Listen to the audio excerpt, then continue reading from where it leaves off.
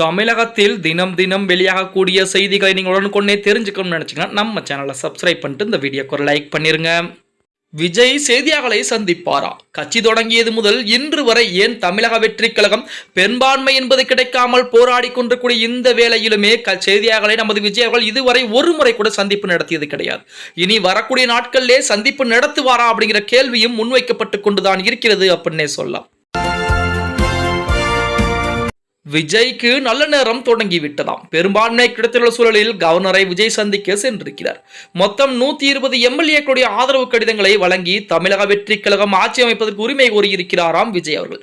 அந்த கடிதங்களை புறம் கவர்னர் பரிசோதனை செய்துவிட்டு மிக விரைவாகவே ஆட்சி அமைக்க அழைப்பு விடுப்பார் அப்படிங்கிற தகவலும் வெளியாகிக் கொண்டுதான் இருக்கிறது அப்படின்னே கூட சொல்லலாம்.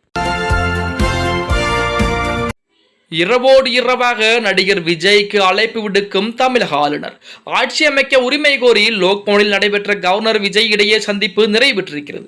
சுமார் 35 நிமிடங்களுக்கு மேலாக சந்திப்பில் விஜய் ஆட்சி அமைக்க உரிமை கோரியிருக்கிறார். இந்த சந்திப்பில் ஆட்சிக்கு ஆதரவு தெரிவித்து பே. சண்முகம், செல்வபுரந்தை உள்ளிட்ட அரசியல் கட்சி தலைவர்களும் பங்கேற்றிருக்கிறார்கள் அப்படின்னே கூட சொல்லலாம். தமிழகம் முழுவதுமே தமிழக வெற்றி கழகத்தினர் பட்டாசு வெடித்து கொண்டாட ஆரம்பித்திருக்கிறார்கள். தமிழக வெற்றி கழகத்திற்கு பெரும்பான்மை கிடைத்த நிலையிலே தமிழகம் முழுவதும் அக்கட்சியினர்கள் கொண்டாட்டத்தில் ஈடுபட்டு வர்றாங்க. சாலைகளில் பட்டாசுகள் வெடித்தும் பொதுமக்களுக்கு இனிப்புகள் வழங்கியும் தங்களது மகிழ்ச்சியை தமிழக வெற்றி கழகத்தினர் வெளிப்படுத்திட்டு வர்றாங்க.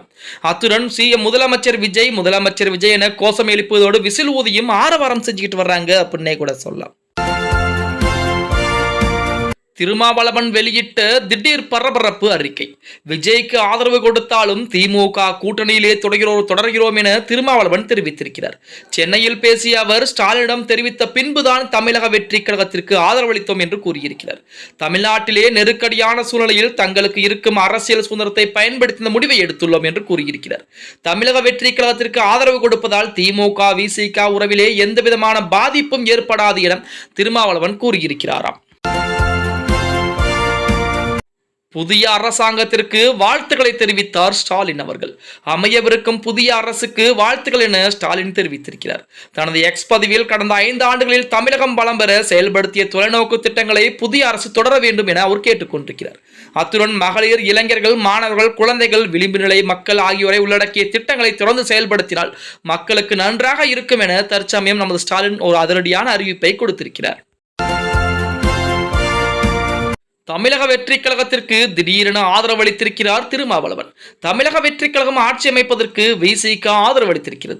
சென்னை தனியார் விடுதியில் தங்கியிருந்த திருமாவளவனை ஆதவர்ஜன சந்தித்து பேசியிருக்கிறார். அந்த நேரத்திலே ஆதரவு கடிதத்தையும் நமது திருமாவளவன் கொடுத்திருக்கிறாராம்.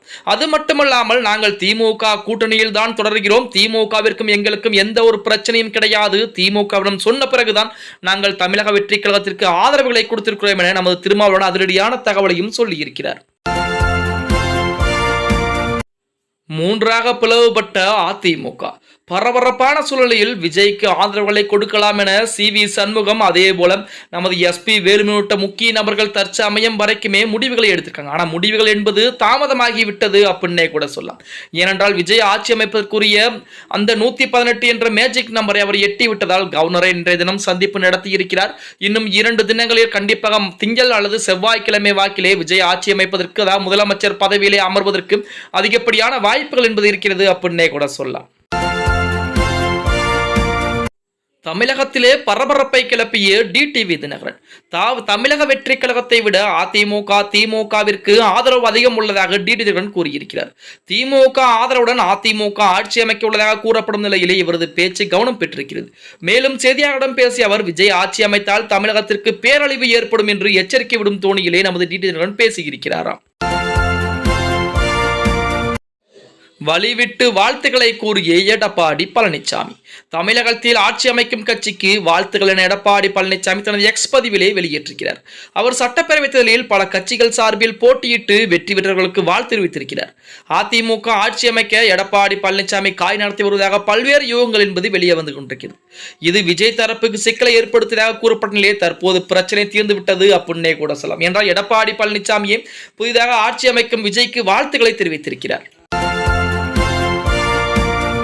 அதிமுகவிலே மாயமான 6 எம்எல்ஏக்கள் அதிர்ச்சியிலே எடப்பாடி. எடப்பாடி பழனிசாமி தலைமையில் சென்னையில் நடைபெற்று வரும் கூட்டத்திலே 6 அதிமுக எம்எல்ஏக்கள் பங்கேற்கவில்லை என அதிர்ச்சியான தகவல் என்பது வெளியாகி இருக்கிறது. எஸ்பி வேலுமணி, CV சண்முகம் உள்ளிட்ட 6 பேர் கூட்டத்தில் கலந்து கொள்ளவில்லையாம்.